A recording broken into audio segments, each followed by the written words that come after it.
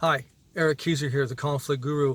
Today I'm starting a series of video posts around what I consider to be the essentials for healthy and safe conflict. A lot of people have a lot of things to say about conflict these days, all the things you have to keep in mind and remember and do. I contend that in fact a small, short list of skills is exactly what you need to make conflict work effectively. First up on that list is reflective listening.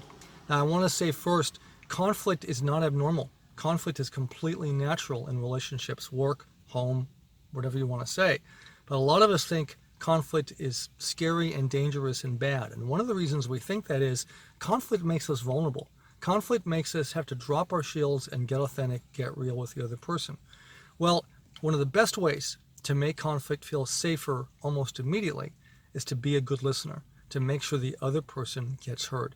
Reflective listening does that for us. We can short circuit that risk for the other person. We can make it much more effective ourselves. Reflective listening immediately helps calm the other person down physically. It also tends to help people cool out emotionally.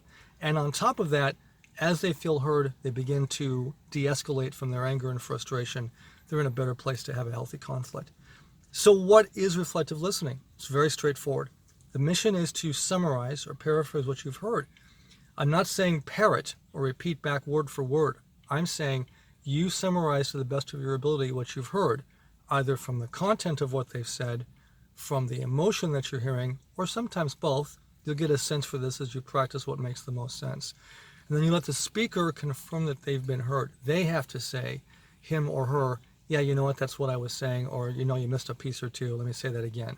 But the mission is to make sure the speaker says, yes, I've been listened to. That's reflective listening in a nutshell. It might be a sentence, it might be a paragraph, but you're doing it until the other person is satisfied that they've been heard. Doesn't mean that you agree with them. We're not insisting that you have to adopt guilt for what's happened or say that you're to blame. You're simply listening to what they've said to their satisfaction. When do you use it? Well, it's pretty straightforward. Use it when you see a conflict blow up is one of the best ways. Use it anytime you begin to see someone get irritated is a great way to shut things down. Use it when you don't think that you're being listened to and you start first with the other person and then you come back and say, hey, now can we do that with me?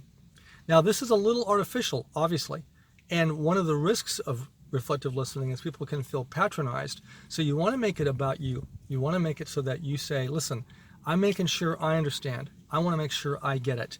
Take ownership for that listening, and you're going to be amazed at what happens to the other person as they then clarify for you what you've said, and then you ask for the same favor back in return. So there are some simple sentences you can use. It sounds to me as if, well, if I understand you right, let me just make sure I get this. All of those things make it back to you. So in a nutshell, the first most important skill to have as a communicator in conflict is to be a good reflective listener. All right, see you next time.